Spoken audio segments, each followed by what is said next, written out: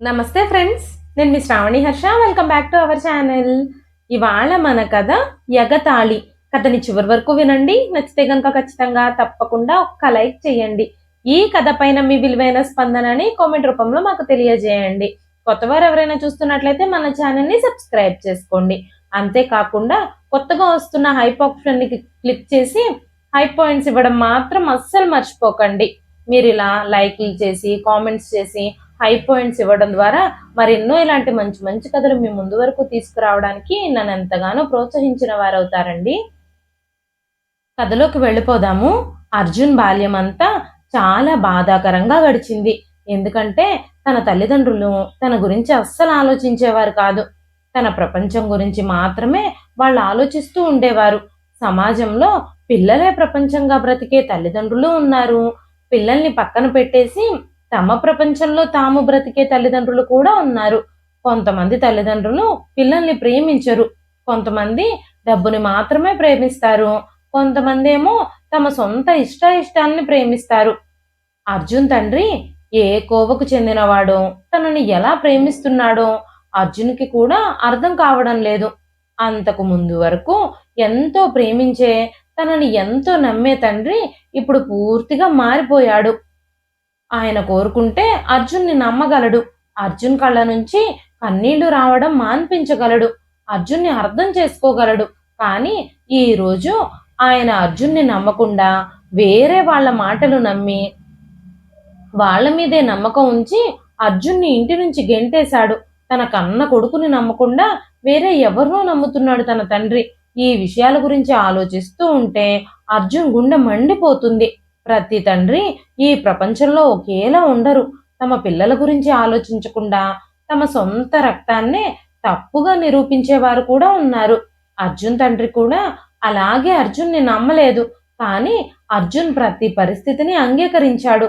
ఇప్పుడు ఇదే నా జీవితం అని దృఢంగా అనుకున్నాడు. అప్పుడు అర్జున్ కళ్ళల్లో కన్నీళ్లున్నాయి. ఆ కన్నీళ్లని చూస్తే ఎవ్వరైనా కరిగిపోతారు. కన్నీళ్లతోనే అర్జున్ వీధుల్లో నడుచుకుంటూ వెళుతూ ఉన్నాడు. ఇప్పుడు తన గమ్యం ఏమిటో కూడా తనకి తెలియడం లేదు. నాకేం జరుగుతుంది? నేను ఎక్కడికి వెళతాను? నన్ను ఎవరు అంగీకరిస్తారు అని ఆలోచిస్తూ ఉన్నాడు అర్జున్. అర్జున్ తన జీవితం అంతా నిస్సహాయంగా మారిపోయినట్టుగా తనకు అనిపించింది.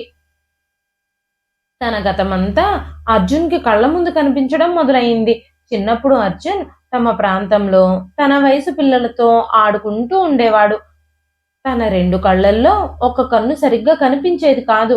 అందుకే పిల్లలందరూ అర్జున్ని ఒంటి కన్ను అని పిలుస్తూ అతన్ని ఏడిపిస్తూ ఉండేవారు. కొన్నిసార్లు అర్జున్ తల్లి సుమలత గారు ఆ మాటలు వింటే గనక కోపంగా అక్కడికొచ్చి అర్జున్ని ఏడిపించే పిల్లలందరినీ తిడుతూ ఉండేది. నా కొడుకుని ఎగతాళి చేస్తే ఇంకోసారి నేను ఊరుకోను అని చెప్పేది. అంతేకాకుండా ఆ పిల్లల ఇళ్లకు కూడా వెళ్ళి ఈ విషయం గురించి తమ తల్లిదండ్రులతో ఫిర్యాదు చేసేది. మీ పిల్లలు చూడండి, నా కొడుకుని ఒంటి కన్ను అని ఏడిపిస్తున్నారు.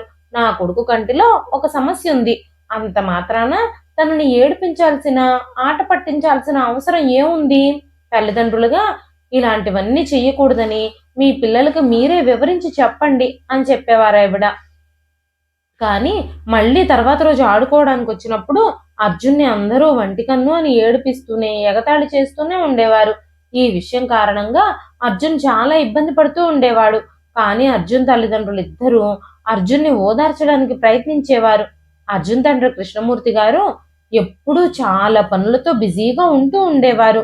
సుమలత గారు ఒక గృహిణి. ఆవిడ ఇల్లంతటినీ చాలా సమర్థవంతంగా నిర్వహిస్తూ ఉండేది. అర్జున్ వాళ్ళ బామ్మగారు శాంతమ్మ గారు వయసైపోయి మంచానికే పరిమితమై ఉండేవారు. మంచంలో ఉన్నా సరే సుమలత గారి ప్రతి పని మీద నిఘా ఉంచేదావిడ. మంచంలో ఉన్నా సరే ఆ ఇంట్లో ఆవిడే హుకుం జారీ చేసి ప్రతి పని ఆవిడికి మాత్రమే నచ్చినట్టుగా, ఆవిడ చెప్పినట్టుగానే జరిగేలా చూసుకునేది. అర్జున్ ఆవిడికి ఏకైక మనవడైన కారణంగా ఆవిడ అర్జున్ని చాలా ప్రేమించేది. కానీ మంచంలో ఉండడం వల్ల ఆవిడ అర్జున్కి ఎలాంటి మద్దతు ఇవ్వలేకపోయేది. అర్జున్ గురించి సుమలత గారు ఎప్పుడూ బాధపడుతూనే ఉండేవారు. కాబట్టి అర్జున్ ఇంటి నుంచి బయటకు రావడం కూడా మానేశాడు. తన వయసు పిల్లలతో ఆడుకోవడం కూడా మానేసేశాడు. సుమలత గారు ఎప్పుడూ కృష్ణమూర్తి గారితో అర్జున్ గురించి చెబుతూనే ఉండేవారు. ఎవ్వరైనా నా కొడుకుని ఒంటి కన్ను అని పిలిస్తే నాకు అస్సలు నచ్చదు. నా కొడుకుకి ఒక్క కన్నే పనిచేస్తుంది. అయితే ఏమిటి? అయినా తను చాలా తెలివైనవాడు. చదువులో కూడా చాలా చురుకు. చిన్నప్పటి నుంచి ప్రతి తరగతిలోనూ తను ఫస్ట్ వచ్చేవాడు. ఇవన్నీ వదిలేసేసి ఆ చిన్న లోపాన్నే పట్టుకొని అందరూ ఎగతాళి చేస్తున్నారు అంటూ బాధపడుతూ ఉండేదావిడ. అర్జున్ ఎప్పుడూ తన లోపం గురించి బాధపడకుండా ఉండాలని సుమలత గారు అర్జున్తో ఎక్కువ సమయం గడపడానికి, ఎక్కువసేపు మాట్లాడడానికి, తను కలిగి ఉన్నది ఒక లోపం కాదని, దాని గురించి ఆలోచించొద్దని చెబుతూ ఉండేది. ఎప్పుడూ అర్జున్ కోసం ఆవిడ ప్రార్థనలు చేస్తూ ఉండేది. అర్జున్ ఎక్కువగా ఇంట్లోనే ఉంటూ తనతో ఎక్కువ సమయం గడుపుతూ ఉండేవాడు. రోజు సుమలత గారు అర్జున్ని స్కూల్కి తీసుకెళ్లి ఉదయం స్కూల్లో వదిలి సాయంత్రం మళ్ళీ స్కూల్ నుంచి తీసుకొస్తూ ఉండేవారు. పిల్లలెవ్వరూ అర్జున్ జోలికి రాకుండా ఆవిడ అర్జున్ విషయంలో కాపలా కాస్తూ ఉండేది. రోజులలా జరుగుతూ ఉన్న సమయంలో అకస్మాత్తుగా సుమలత గారు మరణించడంతో కృష్ణమూర్తి గారు మరో పెళ్లి చేసుకున్నారు. అర్జున్కి సవతి తల్లిగా మంజుల గారు ఆ ఇంట్లో అడుగు పెట్టారు. మంజుల గారు ఆ ఇంట్లో అడుగు పెట్టిన దగ్గర నుంచి అర్జున్ జీవితం పూర్తిగా మారిపోయింది. ఆవిడకి అర్జున్ అంటే అస్సలు ఇష్టం ఉండేది కాదు. అర్జున్ని ఏడిపించి ఆవిడ సంతోషిస్తూ ఉండేది. ఒకరోజు ఆవిడ అర్జున్ నా కూతుర్ని చెడు దృష్టితో చూస్తున్నాడు అంటూ అర్జున్ మీద కృష్ణమూర్తి గారికి ఫిర్యాదు చేసింది. వెనక ముందు ఆలోచించకుండా, నిజానిజాలు తెలుసుకోకుండా కృష్ణమూర్తి గారు అర్జున్ మీద చెయ్యెత్తారు. కన్న కొడుకు మాటలు నమ్మకుండా ఆయన రెండో భార్య మాటలు మాత్రమే నమ్ముతున్నారు. అర్జున్ అప్పుడు కన్న తండ్రి చేత వీధుల్లోకి గెంటి వేయబడ్డాడు. వీధుల్లో తిరుగుతూ, నడుస్తూ, ఏడుస్తూ తను ఒక అనాథాశ్రమానికి చేరుకున్నాడు. అక్కడ అర్జున్ మెల్లమెల్లగా తన ప్రపంచాన్ని స్థిరపరుచుకున్నాడు. కష్టపడి పనిచేసేవాడు, కష్టపడి చదివేవాడు. బాగా చదువుకుని తనొక పెద్ద కళ్ళ డాక్టర్ కూడా అయ్యాడు. ఒకరోజు అర్జున్ ఆపరేషన్ థియేటర్కి చేరుకున్నప్పుడు తన కళ్ళు ఆ రోగి మీద పడ్డప్పుడు, తన రూపాన్ని చూసినప్పుడు అర్జున్ కాళ్ళ కింద నేల జారిపోయింది. ఆమె చాలా రోజులుగా కళ్ళు కనిపించక చాలా చాలా హాస్పిటల్స్లో ట్రీట్మెంట్ తీసుకుంటూ ఉంది. మొదట ఆవిడ్ని ఆపరేషన్ థియేటర్లో చూసినప్పుడు అర్జున్ ఆవిడికి ఆపరేషన్ చేయడానికి అస్సలు ఒప్పుకోలేదు. కానీ ఆవిడున్న పరిస్థితిని బట్టి స్వయంగా ఒక డాక్టర్ కావడంతో, డాక్టర్ని ప్రజలు దేవుడితో సమానంగా కొలుస్తారు కాబట్టి పగ, ప్రతీకారాలు, కోపాలు, ద్వేషాలకి అతీతంగా అర్జున్ ఆవిడికి ఆపరేషన్ చేయాల్సి వచ్చింది. అర్జున్తో ఆవిడ పదే పదే నన్ను క్షమించమని చెబుతూనే ఉండేది. కానీ అర్జున్కి ఆవిడ మీద చాలా కోపంగా ఉండేది.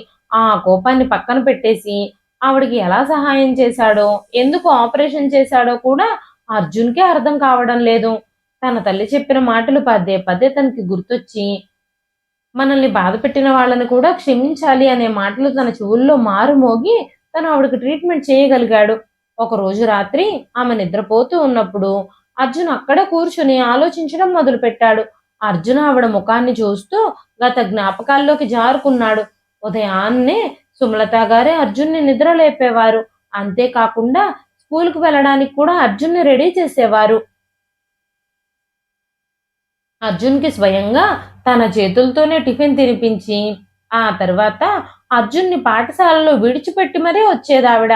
కానీ ఆ రోజు కృష్ణమూర్తి గారు తన తల్లి సుమలతాదేవిని ఎంత లేపుతున్నా సరే ఆవిడ నిద్ర నుంచి లేవలేకపోయింది. వెంటనే కృష్ణమూర్తి గారు డాక్టర్ దగ్గరికి పరిగెత్తుకుంటూ వెళ్లారు. డాక్టర్ని ఇంటికి తీసుకొచ్చారు. డాక్టర్ సుమలత గారిని చెక్ చేసిన తర్వాత ఆవిడ పల్స్ కూడా చెక్ చేసి రాత్రి నిద్రలోనే ఆవిడ చనిపోయారు అంటూ చెప్పాడు. సుమలత గారు చనిపోయారు అన్న విషయం తెలిసినప్పుడు ఆ మాటలు విన్న అర్జున్ కాళ్ళ కింద నేల జారిపోయింది. తన తల్లికి ఇంతకు ముందే హై బీపీ ఉండేది. దానికోసం ఆవిడ డాక్టర్ దగ్గర ట్రీట్మెంట్ కూడా చేయించుకుంటుంది. మందులు కూడా సక్రమంగా వాడుతూ ఉంటుంది. ఆవిడకున్న హై బీపీ కారణంగా ఎప్పుడైనా గుండెపోటు వచ్చే ఛాన్సులు ఉన్నాయేమోనని డాక్టర్లు చెబుతూనే ఉండేవారు. అకస్మాత్తుగా ఆ రోజు రాత్రి నిద్రపోతున్నప్పుడు ఆవిడకి గుండెపోటు వచ్చిందట. చనిపోవడానికి ముందు కూడా ఆవిడ అర్జున్ని పడుకోబెట్టి జో కొడుతూ చాలాసేపు మాటలు చెప్పింది. రోజు రాత్రి అర్జున్ని నిద్రపుచ్చడానికి తను చాలా కబుర్లు చెబుతూ ఉండేది. చిన్నగా ఉన్నప్పుడు జోలపాటలు, కొంచెం పెద్దయ్యాక కబుర్లతోనే నిద్రపోతూ ఉండేవాడు అర్జున్. సుమలత గారు చనిపోయినందుకు కృష్ణమూర్తి గారు చాలా బాధపడ్డారు. ఏ విషయంలోనూ తనకెప్పుడు ఎలాంటి ఫిర్యాదు చేయని జీవిత భాగస్వామిని కలిగి ఉన్నారాయన. సుమలత గారి అత్తగారు తనని మంచంలో ఉండి కూడా సాధిస్తూ ఉన్నా కూడా ఆవిడసలు నోరు తెరిచి ఒక్క మాట కూడా ఆవిడ్ని తిరిగి అనేవారు కాదు. ఆవిడ గురించి తన భర్త దగ్గర కూడా ఫిర్యాదు చేసేవారు కాదు. ఆవిడ ఇంట్లో ఎలాంటి గొడవలు జరగడానికి ఇష్టపడేది కాదు. ఎప్పుడూ చాలా ఓర్పుతో, సహనంతో ఉండేది. ఇప్పుడు అలాంటి మనిషి ఈ లోకాన్ని, తమని విడిచిపెట్టి వెళ్ళిపోయింది అంటే కృష్ణమూర్తి గారి మనసు అస్సలు మనసులో లేదు. చుట్టాలు, బంధువులు, ఇరుగు పొరుగు వాళ్ళు ఈ విషయం తెలియగానే అక్కడికొచ్చి చేరుకున్నారు. కొంతమంది ఏడుస్తున్నారు, కొంతమంది అర్జున్ని ఓదారుస్తున్నారు. పాపం పిల్లాడు తల్లి లేకుండా ఎలా ఉంటాడు? ఇంత చిన్న వయసులోనే తన తల్లి తనని వదిలేసి వెళ్ళిపోయింది. అసలే ఒక కన్ను లేనివాడు ఇప్పుడు తన ప్రపంచం మొత్తం అంధకారంగా మారిపోతుందేమో అంటూ వాళ్ళల్లో వాళ్లే మాట్లాడుకుంటూ ఉన్నారు. తన తల్లి చనిపోయింది అంటే అర్జున్ నమ్మలేకపోయాడు. అర్జున్కి తన తల్లి అంటే చాలా ఇష్టం. ఆవిడని అర్జున్ చాలా ప్రేమించేవాడు. ఇప్పుడు తన హృదయాన్ని ఎవరో పిడికిలతో పిండినట్టుగా అనిపిస్తుంది అర్జున్కి. అర్జున్ మనసంతా పూర్తిగా విరిగిపోయింది. తన తల్లి మరణాన్ని గుర్తు చేసుకొని చాలా తీవ్రంగా ఏడుస్తూ ఉన్నాడు అర్జున్. అప్పుడు కృష్ణమూర్తి గారు కూడా అర్జున్ పక్కనే కూర్చుని అర్జున్ వైపు చూస్తూ, అర్జున్ అర్జున్ నువ్వు చిన్నపిల్లాడివి, ఇంకా అమాయకుడివి. నువ్వు మీ అమ్మ మరణాన్ని తట్టుకోలేకపోతున్నావని నాకు బాగా తెలుసు. కానీ జరిగిన దాన్ని మనం మార్చలేం కదా. గుండె దిటవు చేసుకో, పరిస్థితుల్ని అర్థం చేసుకోవడానికి ప్రయత్నించు. నీకు మీ అమ్మ మీద ఎంత ప్రేమ ఉందో నాకు బాగా తెలుసు. ఆ భగవంతుడు ఇంత త్వరగా మీ అమ్మని ఆయన దగ్గరకు పిలుచుకున్నాడు. నువ్వు ఇలా నిస్సహాయంగా కూర్చుంటే పైనుంచి మీ అమ్మ నిన్ను ఇలా చూసి బాధపడుతుంది అని చెబుతూ ఉన్నప్పుడు అర్జున్ కృష్ణమూర్తి గారిని కౌగిలించుకొని ఏడవడం ప్రారంభించాడు. తల్లి దూరమైన బాధతో అర్జున్ చాలా విచారంగా మారిపోయాడు. సుమలత గారి మరణానికి అందరూ ఏడుస్తున్నారు. అందరూ అర్జున్ని ఓదారుస్తూ ఉన్నారు. ఆ సమయంలో అర్జున్ వయసు కేవలం 10 సంవత్సరాలు మాత్రమే. 10 సంవత్సరాల చిన్న పిల్లాడు. భగవంతుడు తన తల్లిని తన దగ్గర నుంచి లాక్కుంటే ఏం చేయగలుగుతాడు? అర్జున్ గురించి పూర్తిగా తన తల్లికి మాత్రమే తెలుసు. అర్జున్ ఒంటరిగా తన పనులేవి చేసుకోలేడు. తన సొంత పనులు చేసుకోవడం అర్జున్కి ఎలా అలవాటు? అస్సలు అలవాట్లేదు. తల్లి లేకుండా ఎలా జీవించాలి అని అర్జున్ ఆలోచిస్తూ ఉన్నాడు. ఆలోచిస్తూనే మరింత ఏడుస్తున్నాడు. తన తండ్రి అర్జున్ని ఓదార్చడానికి ప్రయత్నిస్తూ ఉన్నాడు. బాబు అర్జున్, నువ్వు ఇలా నిరాశ చెందకూడదు. ప్రతి వ్యక్తి ఈ ప్రపంచం నుంచి ఏదో ఒక రోజు వెళ్ళిపోవాలి. మంచి వ్యక్తుల్ని ఆ భగవంతుడు తొందరగా తీసుకెళ్ళిపోతాడు. మీ అమ్మ మన మధ్యలో నుంచి వెళ్ళిపోయినా నీకు నేనున్నాను. నిన్ను నేను జాగ్రత్తగా చూసుకుంటాను. ఇక నుంచి నీ బాధ్యత నాది. నువ్వు రోజు ఏడుస్తూ పైలోకంలో ఉన్న మీ అమ్మను కూడా ఏడిపించొద్దు అంటూ అర్జున్కి ధైర్యం చెప్పడానికి, తన ఏడుపు మాన్పించడానికి చాలా ప్రయత్నించారు కృష్ణమూర్తి గారు. ప్రతి పగలు, ప్రతి రాత్రి అర్జున్ తన తల్లిని మిస్ అవుతూనే ఉన్నాడు. తన తల్లికి స్వయంగా తన చేతులతోనే దహన సంస్కారాలు చేశాడు. తన తల్లి తనకు గుర్తొచ్చినప్పుడల్లా ఒంటరిగా శ్మశాన వాటికకు వెళ్ళి అక్కడే కూర్చుని చాలా పెద్దగా అరుస్తూ ఏడుస్తూ ఉండేవాడు. అర్జున్ ఇంట్లో లేకపోవడం చూసినప్పుడు కృష్ణమూర్తి గారు కూడా అర్జున్ని అనుసరించేవారు. అర్జున్ని అక్కడి నుంచి ఇంటికి తీసుకొచ్చేవారు. అర్జున్కి జీవితంలో చాలా విలువైన ముఖ్యమైన వస్తువుని కోల్పోయినట్టుగా అనిపిస్తూ ఉండేది. ఇప్పుడు తన జీవితం అసంపూర్ణంగా మారిపోయింది. సుమలత గారు చనిపోయి సుమారు 2 నెలలు గడిచిపోయింది. అర్జున్కి చిన్నప్పటి నుంచి తల్లి పక్కన లేకుండా చదువుకోవడం కానీ, నిద్రపోవడం కానీ, భోజనం చేయడం కానీ అలవాట్లేదు. అందుకే అర్జున్ రాత్రంతా మేల్కొని ఉండేవాడు. తనకి ఆకలి లేదు, దాహము లేదు, నిద్ర కూడా పట్టడం లేదు. తను నిశ్శబ్దంగా ఉండేవాడు. కొన్నిసార్లు బామ్మ దగ్గరే కూర్చుని ఉండేవాడు. ఇంతకు ముందు సుమలత గారు వంటగదిలో అన్ని పనులు చేస్తూ ఉండేవారు. ఇప్పుడు అదే స్థానంలో పని మనిషి ఉంది. తన తల్లి అక్కడ లేదు. ఒకరోజు అర్జున్ తన గదిలో పుస్తకాలు తీసి చదువుకుంటూ ఉన్నప్పుడు కృష్ణమూర్తి గారు అర్జున్ దగ్గరకు వెళ్లారు. అర్జున్ తల మీద చెయ్యి వేసి ప్రేమగా నిమిరారు. వెంటనే అర్జున్ నెమ్మదిగా పుస్తకాలు మూసేసి తండ్రి వైపు తిరిగాడు. వెంటనే ఆయన, అర్జున్, నువ్వు నవ్వడం, ఆడడం ఇలా ప్రతిదీ మర్చిపోయావు. నువ్వు ఇలా ఒంటరిగా ఎందుకుంటున్నావు? నీ ఒంటరితనాన్ని దూరం చేయాలని నేను ప్రయత్నిస్తున్నాను. నేను జాగ్రత్తగా చూసుకోవడానికి నేను ఒక ఏర్పాటు చేశాను. నేను నీతో ఒక ముఖ్యమైన విషయాన్ని మాట్లాడాలి అని అనుకుంటున్నాను అని చెబుతూ ఉన్నప్పుడు అర్జున్ మనసంతా వణుకుతూ ఉంది. తండ్రి వైపు ప్రశ్నార్థకంగా చూస్తూ ఉన్నాడు. కృష్ణమూర్తి గారు అర్జున్ వైపు చూస్తూ, ప్రతి మనిషికి ఏ వయసులోనైనా జీవిత భాగస్వామి అవసరం. నువ్వు తల్లిపోయిన బాధని ఎప్పటికి తట్టుకుంటావో తెలియదు, కానీ జీవితం ఎవ్వరి కోసమూ ఆగిపోకూడదు. ఏ కష్టం నుంచైనా మనం ముందుకు సాగాలి. నువ్వు ఇంకా చిన్నవాడివి. ఇవన్నీ అర్థం చేసుకునే వయసు, అనుభవం నీకు లేవు. ఇప్పుడు మన ఇంటికి ఒక స్త్రీ అవసరం ఎంతగానో ఉంది. మీ నాన్నమ్మ ఇంటి పనులన్నీ చేయలేదు కదా. మీ అమ్మ సజీవంగా ఉన్నప్పుడు ప్రతి చిన్న పెద్ద పనులన్నీ మీ అమ్మే చేసేది. కానీ మీ అమ్మ చనిపోయిన తర్వాత నాన్నమ్మకి కూడా ఇప్పుడు చాలా ఇబ్బందిగా ఉంటుంది. తను ఏ పని చేయలేదు. అలా అని పని మనిషి మీద అన్ని పనులు వదిలిపెట్టలేదు. అందుకే మీ నాన్నమ్మ నా మీద చాలా ఒత్తిడి చేస్తుంది. నేను చాలా నిస్సహాయంగా ఉండిపోయాను. నేను 2 రోజుల్లో పెళ్లి చేసుకోకపోతే తను అస్సలు ఊరుకునేలా లేదు. నా నుంచి ఈ ఇంటిని లాక్కుంటానని బెదిరిస్తుంది. ఈ ఇల్లు మీ నాన్నమ్మ పేరు మీదే ఉందని నీకు తెలుసు కదా. మీ నాన్నమ్మే కాదు, మన చుట్టాలు, బంధువులు అందరూ కూడా నన్ను రెండో పెళ్లి చేసుకోమని చెప్తున్నారు. దానివల్ల ఈ ఇంటికి ఒక ఆడ దిక్కు దొరుకుతుందని, నీకు కూడా తల్లి లేని లోటు తీరుతుంది అని చెబుతూ ఉన్నారు. నిశ్శబ్దంగా అర్జున్ తన తండ్రి మాటలను వింటూ ఉన్నాడు. నీకు తల్లి స్థానంలో ఒక ఆడదొస్తే నువ్వు ఎప్పటికీ ఒంటరితనం ఫీల్ అవ్వవు అని ఆయన మాట్లాడుతూ ఉన్నప్పుడు తండ్రి మాటలు వింటున్న అర్జున్ హృదయ స్పందన ఒకసారిగా ఆగిపోయినట్టుగా అయింది. ఎవరో తన హృదయాన్ని పిడికిలతో నొక్కుతున్నట్టుగా అనిపించింది. చాలాసేపు అర్జున్ మౌనంగా ఉన్నాడు. ఆ తర్వాత తను ఒక లోతైన శ్వాస తీసుకొని తన తండ్రి వైపు చూశాడు. తల్లి చనిపోయిన తర్వాత తన తండ్రి మరొక తోడిని కోరుకుంటున్నారు. అర్జున్ తన తండ్రి వైపు చూస్తూ, నాన్న, తను నాకు తల్లి. నేను తనని ఎంతో ప్రేమిస్తున్నాను. నేను ఎంత ప్రేమిస్తున్నానో మీకు తెలుసు. తన స్థానాన్ని వేరే వ్యక్తితో మీరు ఎలాగ భర్తీ చేస్తారు అనగానే కృష్ణమూర్తి గారు, అర్జున్, నువ్వు చెప్పింది కూడా నిజమే. కానీ ఇప్పుడు నా చేతుల్లో కూడా ఏమీ లేదు. నేను చాలా ప్రయత్నిస్తున్నాను అని మాట్లాడుతూ ఉన్నప్పుడు, మీరు ఏ ప్రయత్నాలు చేయాల్సిన అవసరం లేదు. మీరు మరో వివాహం చేసుకోవాలి అని అనుకుంటున్నారు. మీరు ఇదంతా మీ అభిప్రాయంతోనే చేస్తున్నారు. ఇది మీ హక్కు. నేను ఆ విషయంలో ఎలాంటి మాటలు మాట్లాడను. మీరు పెళ్లి చేసుకోవడం వల్ల మీకు భార్య లేని లోటు మాత్రమే తీరుతుంది. నాకు తల్లి లేని లోటు తీరదు. మీరు ఎవరినైనా పెళ్లి చేసుకోండి, నాకు ఎలాంటి అభ్యంతరము లేదు అని చెప్పి అర్జున్ తన పుస్తకాలు తీసుకొని తన గదిలో మరొక మూలకు వెళ్లి కూర్చొని చదవడం మొదలుపెట్టాడు. కృష్ణమూర్తి గారు ఆ గదిలో నుంచి బయటకు వెళ్ళిపోయారు. అర్జున్ మనసంతా చాలా విచారంగా మారిపోయింది.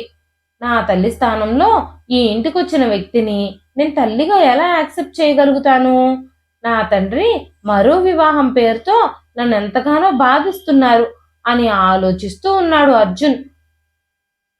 కొత్తగా కృష్ణమూర్తి గారికి భార్యగా ఆ ఇంట్లో అడుగుపెట్టిన మంజులా గారు అర్జున్ని అస్సలు ఇష్టపడేవారు కాదు. అర్జున్ని ఎప్పుడూ బాధిస్తూ అర్జున్ విషయంలో కోపంగా ఉండేది. అర్జున్ ఎప్పుడూ బాధతో ఏడుస్తూనే ఉండేవాడు. నా కన్న తల్లి సజీవంగా ఉండుంటే ఈ రోజు నాకు ఈ పరిస్థితి వచ్చేదే కాదు అంటూ పూజ గది వైపు నడిచాడు అర్జున్. కళ్ళు మూసుకుని దేవుడి ముందు ప్రార్థన చేయడానికి కూర్చున్నాడు. తన తల్లి ఆత్మ శాంతి కోసం ప్రార్థిస్తూనే ఉన్నాడు. అంతేకాకుండా అర్జున్ దేవుడితో చెబుతున్నాడు, నా తల్లికి బదులుగా ఈ ఇంట్లో అడుగు పెట్టిన వ్యక్తి నా ఉనికిని సహించలేకపోతుంది. ఈ విషయాలన్నీ తండ్రితో చెప్పడం అంత మంచిది కాదు.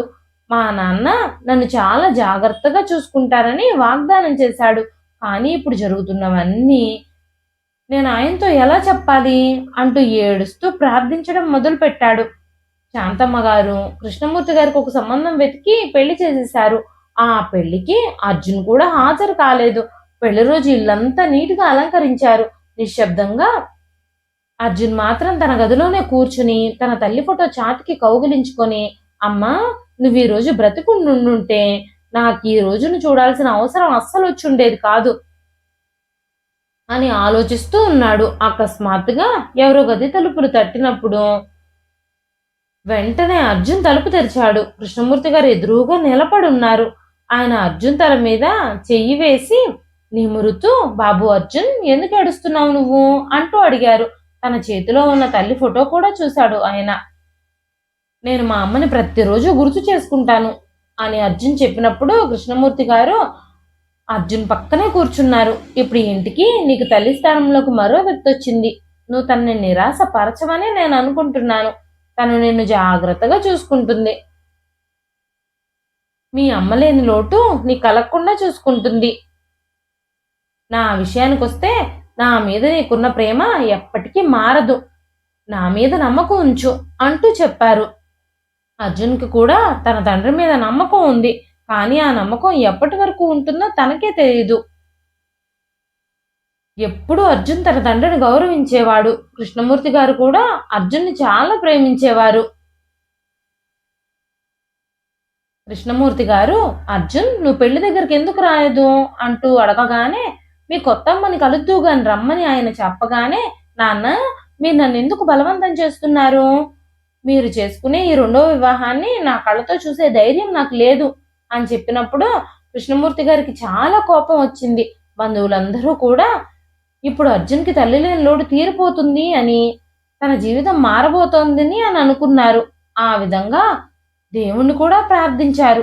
ఇప్పుడు మంజులా గారు సవతి తల్లిగా ఆ ఇంట్లోకి ప్రవేశించారు. ఆ రోజు రాత్రి 11 గంటల సమయంలో ఇల్లంతా ప్రతిధ్వనిస్తూ ఉంది. ఇప్పుడు ఇల్లంతా కళకళలాడుతూ ఉంది. కృష్ణమూర్తి గారు రెండో పెళ్లి చేసుకున్న తర్వాత అర్జున్ వాళ్ళ నాన్నమ్మ శాంతమ్మ చాలా సంతోషించింది. 2 నెలల క్రితం చనిపోయిన సుమలత గారిని అందరూ మర్చిపోయారు. అర్జున్కి మాత్రం తన మనసంతా వేదనగా అనిపించింది. తనని తాను నియంత్రించుకొని కళ్ళు మూసుకున్నాడు. ఎవరో తన హృదయాన్ని సూదులతో గుచ్చుతున్నట్టుగా అనిపించింది తనకి. మరికొన్ని క్షణాల తర్వాత మరోసారి పెళ్లికి సంబంధించిన శబ్దాలన్నీ ప్రతిధ్వనించాయి. అర్జున్ తన చెవులు మూసివేసుకున్నాడు. అసలు తనకి మంచి అనుభూతే కలగడం లేదు. బయట మాత్రం అందరూ సంతోషంగా, ఆనందంగా ఆచారాలన్నీ జరిపించడంలో హడావిడిగా ఉన్నారు. 2-3 రోజులు కృష్ణమూర్తి గారు 2-3 సార్లు కృష్ణమూర్తి గారు అర్జున్ అక్కడికి రమ్మని పిలిపించడానికి మనుషుల్ని పంపించారు. కానీ అర్జున్ మాత్రం గదిలో నుంచి బయటకు రాలేదు. కాసేపటి తర్వాత కార్యక్రమాలన్నీ ముగిసి ఆ ఇల్లంతా నిశ్శబ్దంగా మారిపోయింది. ఇప్పుడు అర్జున్ కాస్త రిలాక్స్డ్గా ఊపిరి పీల్చుకున్నాడు. ఆ రాత్రంతా తన ఇబ్బంది పడుతూనే ఉన్నాడు. ఈ రోజు వరకు అలాంటి ఇబ్బందిని తను అస్సలు అనుభవించలేదు. మరుసటి రోజు ఉదయం 8 గంటలకి సూర్యుడు ఉదయించినప్పుడు అర్జున్ వాళ్ళ నాన్నమ్మ అర్జున్ దగ్గరకు వెళ్ళి, నువ్వు వెళ్ళి మీ కొత్తమ్మని కలవమని గట్టిగా చెప్పింది. నువ్వు ఇలా గదిలో దాక్కుంటే ఏది జరగదు. చిన్నప్పటి నుంచి నీకు కన్ను లేదు. దానివల్ల నువ్వు ఇంట్లో కూడా దాక్కుంటే ఆ సమస్య తీరిపోతుందా? మీ అమ్మ నీకు అలా అలవాటు చేసేసింది. నిన్ను 4 గోడల మధ్య కూర్చోబెట్టేసింది అంటూ మాట్లాడుతూ ఉంది. తన నానమ్మ నోటి నుంచి అలాంటి మాటలు విని అర్జున్ ఆశ్చర్యపోయాడు. ఒక్క కన్ను వల్ల నేనేమి సిగ్గుపడడం లేదు అని అర్జున్ అనగానే, అయితే నువ్వు వెళ్ళి నీ కొత్తమ్మని కలువు. ప్రతిరోజు నువ్వు వాడికి ఎదురుపడాల్సే ఉంటుంది. వెంటనే వెళ్ళి కలువు అంటూ బలవంతంగా చెప్పడం ప్రారంభించారు. బలవంతంగా అర్జున్ని తన తండ్రి గదికి తీసుకెళ్ళింది ఆవిడ. అప్పుడు మంజులా గారు తన తండ్రికి సమానంగా మంచం మీద ఆయన పక్కనే కూర్చుని ఉన్నారు. అర్జున్ ఆవిడ దగ్గరకు వెళ్ళి ఆవిడని పలకరించాడు. అప్పుడు కృష్ణమూర్తి గారు కూడా, తిను నా కొడుకు, చాలా తెలివైనవాడు, చదువులో కూడా ఎప్పుడు ముందే ఉంటాడు అని చెబుతూ, బాబు అర్జున్, ఇదిగో మీ కొత్తమ్మ మంజుల, నీ చెల్లెలు మేఘన ఇదిగో అంటూ మంజులా గారిని తన కూతుర్ని మేఘనని పరిచయం చేశారు ఆయన. అర్జున్ని చూడగానే మేఘన బిగ్గరగా నవ్వి, అమ్మా చూడు ఇతని కళ్ళు ఎలా ఉన్నాయో, తిను ఒంటి కన్నవాడు అంటూ అరవడం మొదలుపెట్టింది. వెంటనే కృష్ణమూర్తి గారు, అమ్మ మేఘన, తన కళ్ళల్లో చిన్న లోపం ఉంది, కానీ నువ్వు తనను అలా పిలవద్దు, తనను నువ్వు అన్నయ్య అనే పిలువు. సరే రండి మనం కలిసి భోజనం చేద్దాం అంటూ అందరినీ హాల్లోకి తీసుకెళ్లారు. టిఫిన్ చేస్తున్నా సరే అర్జున్ గుండెంతా మండిపోతుంది. చిన్నప్పుడు తన స్నేహితులు తనని ఎగతాళి చేసేటప్పుడు తన తల్లి వాళ్ళందరితో పోరాడేది. ఈ రోజు మా అమ్మాయి కనుకుండుంటే ఈ అమ్మాయి నన్ను అనడానికి అస్సలు అనుమతించేదే కాదు అని తన గదిలో కూర్చుని బాధపడడం మొదలుపెట్టాడు. అప్పుడే కృష్ణమూర్తి గారు అర్జున్ గదిలోకి వచ్చి అర్జున్ ముఖంలో ఉన్న బాధను గమనించి, అర్జున్ నువ్వెందుకు ఒంటరిగా గదిలో కూర్చున్నావు? ఇప్పుడు నువ్వు ఒంటరి వాడివి కాదు, నీకు తల్లుంది, ఒక చెల్లెలు కూడా ఉంది. ఇక నువ్వు గదిలో దాక్కోవలసిన అవసరం లేదు, అందరితో కలిసి సంతోషంగా ఉండొచ్చు అని చెబుతూ ఉన్నప్పుడు అర్జున్ గుండె బిగ్గరగా కొట్టుకుంది. ఈ రోజు వరకు అర్జున్ కళ్ళ నుంచి బయటకు వెళ్లే అర్జున్ కళ్ళ గురించి ఇది బయట వాళ్లే తప్ప ఇంట్లో వాళ్ళెవ్వరూ మాట్లాడలేదు. కానీ ఈ రోజే తన కళ్ళల్లో లోపం ఉందని అందరూ గుర్తు చేస్తున్నారు అని ఆలోచిస్తున్నాడు అర్జున్.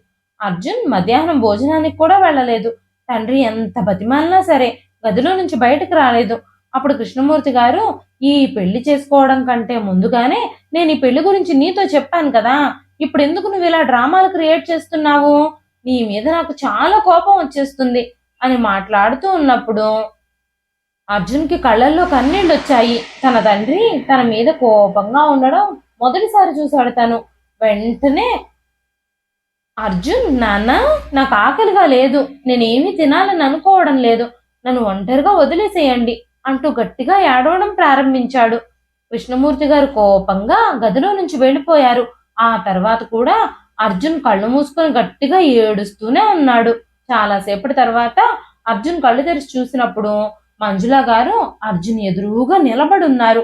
ఆవిడ తన చేతులు గట్టిగా పట్టుకొని అర్జున్ కళ్ళల్లోకి చూస్తూ, నా మాటలు జాగ్రత్తగా వినండి. ఈ ఇంట్లో నేను ప్రశాంతంగా నా జీవితాన్ని గడపాలి అని అనుకుంటున్నాను. నువ్వు నా విషయంలో కానీ, నా కూతురు విషయంలో కానీ, నా భర్త విషయంలో కానీ ఎలాంటి ఇబ్బందినైనా కానీ కలిగిస్తే నేను అస్సలు తట్టుకోలేను. నువ్వు నీ తెలివితేటలు చూపించడానికి అస్సలు ప్రయత్నించొద్దు. నోరు మూసుకుని పడుంటే ఈ ఇంట్లో నీకు స్థానం ఉంటుంది, లేదంటే ఈ రోజు నుంచి నేను నీకు ఈ ఇంట్లో స్థానం కూడా ఇవ్వను, బయటకు పంపించడానికే ప్రయత్నిస్తాను అంటూ చెప్పింది. మంజుల గారి అలాంటి ప్రవర్తనకి అర్జున్ చాలా భయపడిపోయాడు. తనని అమ్మలా చూసుకునే వ్యక్తి తన తండ్రికి రెండో భార్యగా వస్తుంది అని అనుకున్నాడు. కానీ ఇలాంటి మనిషి తన జీవితంలోకి వస్తుందని అర్జున్ అస్సలు అనుకోలేదు. తన ప్రార్థనలన్నీ వ్యర్థమైపోయాయి. ఆవిడ ఒక కఠినమైన సవతి తల్లి అని నిరూపించుకోవడానికే చూస్తూ ఉండేది. దాదాపుగా 1 సంవత్సరం గడిచిపోయింది. ఆ సంవత్సరంలో మంజుల గారు కృష్ణమూర్తి గారిని పూర్తిగా తన వైపుకు తిప్పుకున్నారు. అంతేకాకుండా అర్జున్ నాన్నమ్మ శాంతమ్మ గారు కూడా అర్జున్తో అస్సలు మాట్లాడడమే లేదు.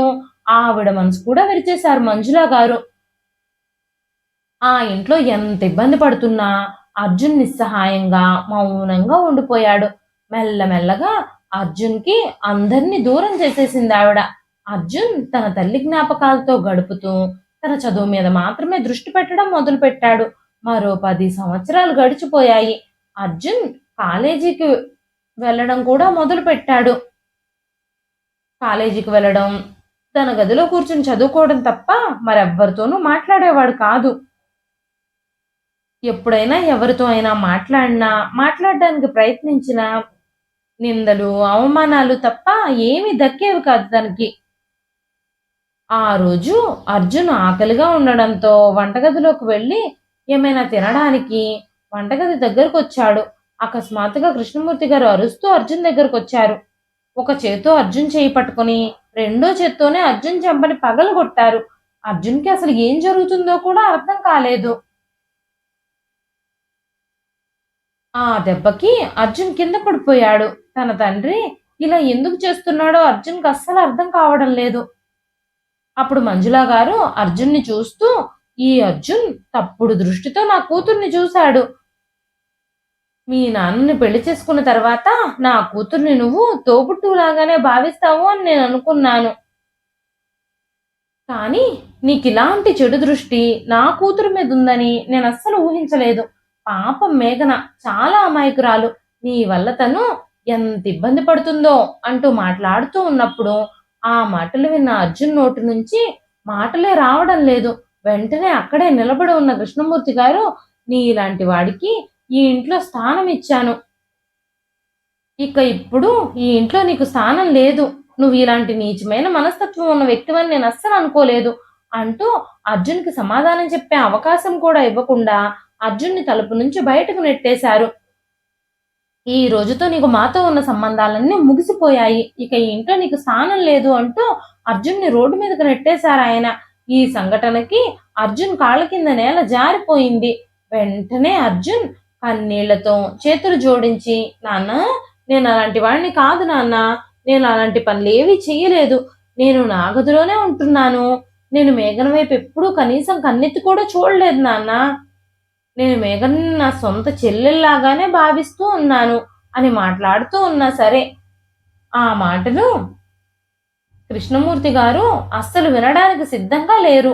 వెంటనే ఆయన కోపంగా ఇంటి తలుపుల్ని మూసేశారు. తన కొడుకు గురించి అస్సలు పట్టించుకోలేదు.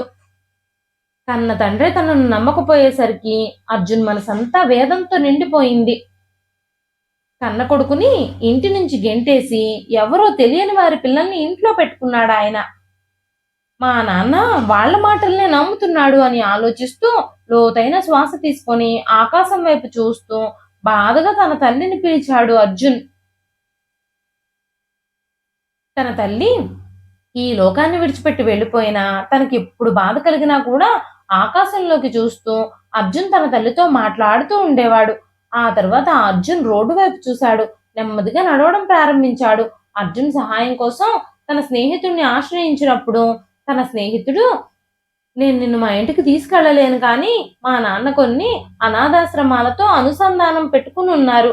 అందువల్ల నీకక్కడ ఎలాగైనా సరే స్థానం దక్కేలా నేను చేస్తాను. కానీ నువ్వు అక్కడ పిల్లలందరికీ ట్యూషన్లు చెప్పాలి. దాని ద్వారా నువ్వు కొంత డబ్బుని సంపాదించొచ్చు. నీకు ఉద్యోగం లేదు. ఇంకా ఆశ్రమానికి నెల నెల డబ్బులు కూడా కట్టాల్సి ఉంటుంది. నీ ఖర్చులకి అవి సరిపోతాయిలే. నీకు వాళ్ళు అక్కడ ఒక గది కూడా ఇస్తారు అని చెప్పాడు. ఆ మాటలకి అర్జున్‌కి చాలా సంతోషంగా అనిపించింది. తన స్నేహితుడికి కృతజ్ఞతలు తెలిపి ఆ తర్వాత తనతో కలిసి అనాథాశ్రమానికి వెళ్ళిపోయాడు. అక్కడ చాలా చిన్న అమాయకపు పిల్లలు చాలా మంది ఉన్నారు. వాళ్ళని చూడగానే అర్జున్‌కి తమ బాల్యమే గుర్తుకొచ్చింది. ఆ పిల్లలకి నాకు ఎలాంటి తేడా లేదు. వాళ్ళలాగానే నేను కూడా ఒక అనాథని అని అనుకోవడం మొదలుపెట్టాడు అర్జున్.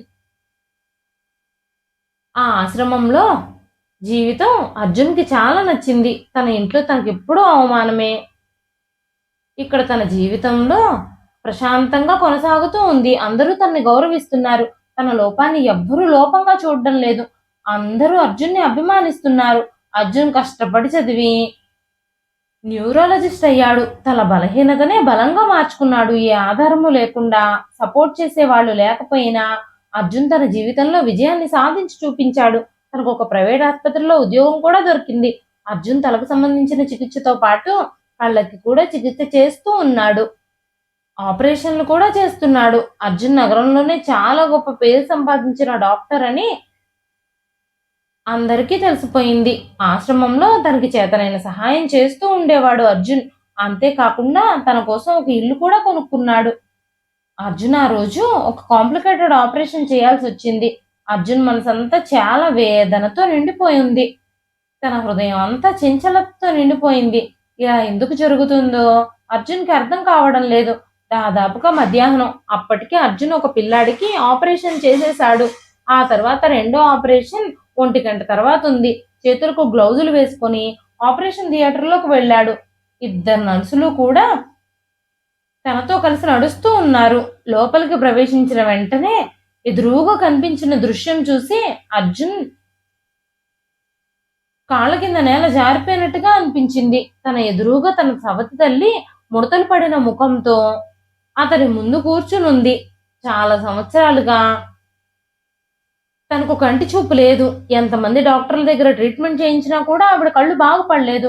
కంటి చూపు పూర్తిగా పోయింది అని చెబుతూ ఉన్నప్పుడు అర్జున్, నేను ఈవిడికి ఆపరేషన్ చెయ్యను, నేను ఈవిడ వల్లే ఎన్నో బాధలు అనుభవించాల్సి వచ్చింది, నాకున్న సమస్తాన్ని కోల్పోయి ఒంటరిగా మిగలాల్సి వచ్చింది, ఈవిడ నాకు చేసిన ద్రోహాన్ని నేను అస్సలు మర్చిపోలేను అంటూ తన క్యాబిన్కి వెళ్ళిపోయాడు. అప్పుడే తన తలుపును కొడుతున్న శబ్దం విని తను తలపైకెత్తి చూసేసరికి తన తండ్రి కృష్ణమూర్తి గారు, తన సవతి తల్లి కూతురు మేఘన అక్కడ కనిపించారు. వెంటనే కృష్ణమూర్తి గారి చేతులు ముడుచుకొని, నువ్వు గొప్ప డాక్టర్ అయ్యావు, నీ తల్లి విషయంలో దయచేసి దయ చూపించు, డాక్టర్లను అందరూ దేవుడితో పోలుస్తారు, దేవుళ్ళు కూడా పగా ప్రతీకారాలు చూపించకూడదు అంటూ చెప్పినప్పుడు అర్జున్ చాలా ఆలోచించిన తర్వాత తనకి ఆపరేషన్ చేయాలని నిర్ణయించుకున్నాడు. ఆపరేషన్ పూర్తయిన తర్వాత మంజులా గారు కళ్ళు తెరిచినప్పుడు మొదటగా అర్జున్ని మాత్రమే చూడాలని ఎదురు చూస్తూ ఉన్నారు. అప్పుడు అర్జున్ ఎదురుగా నిలబడినప్పుడు మంజులా గారు 2 చేతులు జోడించి క్షమాపణలు చెబుతూ, అప్పుడు మీ నాన్నగారు ఆస్తంతా నీ పేరు మీదే రాస్తారేమోనన్న భయంతో ఆస్తి మొత్తం నా కూతురికే చెందాలని నీ మీద లేనిపోని నిందలు వేసి నేను నిన్ను ఇంట్లో నుంచి బయటకు గెంటించేశాను. నిన్ను ఇంట్లో నుంచి పంపించేసిన తర్వాత నా కళ్ళల్లో వేడి వేడి నూనె పడి నా 2 కళ్ళు కనిపించకుండా పోయాయి. నిన్ను ఒంటి కన్ను అని ఎగతాళి చేసినందుకు ఆ భగవంతుడు 2 కళ్ళు లేకుండా నన్ను గుడ్డిదానిగా మార్చేశాడు. ట్రీట్మెంట్ చేయించుకున్నా నా కళ్ళు తిరిగి రాలేదు. ఎంతో మంది డాక్టర్ల దగ్గర తిరిగాము. ఏ ఆస్తి అయితే నీకు దక్కకుండా చేయాలి అనుకున్నానో ఆ ఆస్తి మొత్తం నా ట్రీట్మెంట్ కోసమే అమ్మేయాల్సి వచ్చింది. కానీ దేవుళ్లాగా మళ్ళీ నువ్వు నాకు చూపును ప్రసాదించావు. నీ మీద లేనిపోని నిందలు వేసి నేను ఇంటికి దూరం చేశాను. నీ కన్న తండ్రి, నీ నాన్నమ్మని ఇద్దరిని నీకు వ్యతిరేకంగా మార్చాను. ఆ భగవంతుడు నాకు తగిన శాస్తి చేశాడు అంటూ కన్నీళ్లు పెట్టుకున్నారు ఆవిడ. మేఘన కూడా అర్జున్కి క్షమాపణలు చెప్పింది. కృష్ణమూర్తి గారు తన కొడుకు 2 చేతులు పట్టుకొని, నన్ను క్షమించు, నిజానిజాలు తెలుసుకోకుండా నేను ఇంటి నుంచి బయటకు వెళ్ళగొట్టేశాను అంటూ కన్నీళ్లు పెట్టుకున్నారు ఆయన. తమతో పాటు ఇంటికి రమ్మని అర్జున్ని వాళ్ళు ఎంత అడిగినా కూడా అర్జున్ మళ్ళీ తిరిగి ఆ ఇంటికి వెళ్ళలేదు. తన మనసుకు నచ్చిన అమ్మాయిని పెళ్లి చేసుకుని తనతో కలిసి సంతోషంగా ఉండడం మొదలుపెట్టాడు. ఎన్నిసార్లు కృష్ణమూర్తి గారు అర్జున్ని తన ఇంటికి తీసుకెళ్లడానికి ప్రయత్నించినా కూడా అవమానాల్ని, నిందల్ని పొందిన ఆ ఇంట్లో ఆ మనుషుల మధ్యలోకి తిరిగి రాను అని నిర్మోహమాటంగా చెప్పేశాడు అర్జున్. ఇదండి ఈ రోజు కథ. ఈ కథ మీకు ఎలా అనిపించింది? కథ నచ్చితే ఒక్క లైక్ చేయండి. ఈ కథ పైన మీ విలువైన స్పందనని కామెంట్ రూపంలో మాకు తెలియజేయండి. కొత్తవారు ఎవరైనా చూస్తున్నట్లయితే మన ఛానల్ని సబ్స్క్రైబ్ చేసుకోండి. హై పాయింట్స్ ఇవ్వడం మాత్రం అస్సలు మర్చిపోకండి. మరొక మంచి కథతో రేపు మళ్ళీ కలుస్తానండి. అంతవరకు సెలవు, ఉంటానండి.